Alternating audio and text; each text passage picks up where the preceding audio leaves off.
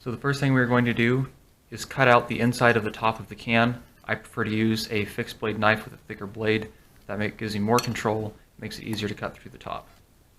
I usually start from the hole and work my way around.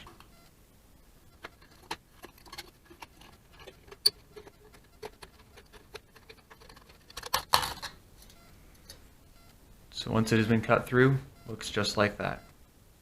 So the next thing we are going to do is take our can and our extra box blade knife and place our extra box blade knife in our book about 1.5 inches up from the table. You want about 1/2 inch of the blade sticking out so it doesn't move up and down too much. We're going to take our can, place it against the blade lightly while pushing down on the book. I like to keep a thumb behind the blade to keep it from moving, and slowly rotate the can to score the can.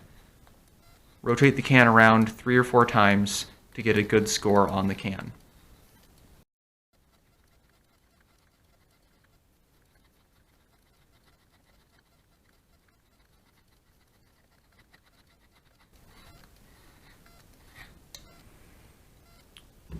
Once the can is scored, take your box knife and carefully insert the blade right on the score.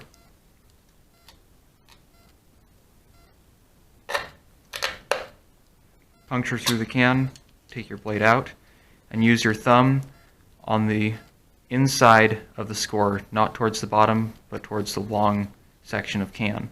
What this does is if your tear moves itself away from your score line, it will come towards your thumb, not away from it. This saves the bottom of the can in case you make a mistake.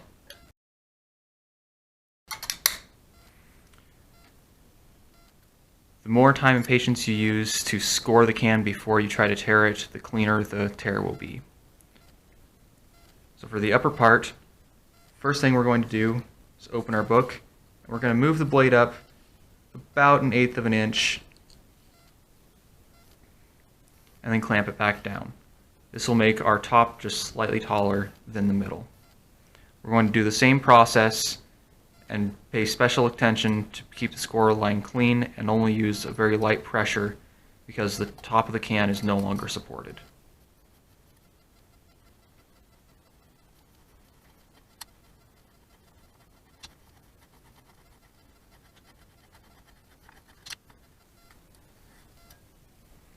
Once we have the score, again use the box knife to carefully puncture right along the score line.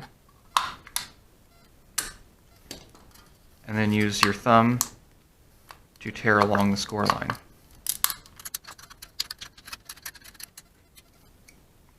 Sometimes you'll get a little flashing like that. Just use your box knife to trim it off. Next, we're going to slice veins that come just past the curve on the inside of the can.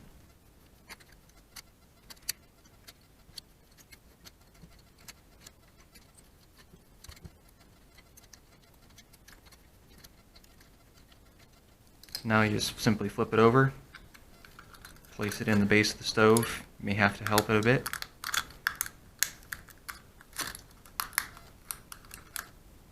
And then you simply push it down into the base of the stove. Now we are going to go around and pinch the outside to create our jets. I prefer to do opposite sides to try to get as clean of a look as possible, that is symmetric as possible. I find that 6 jets is about as many as possible to make doing this. And there's your stove.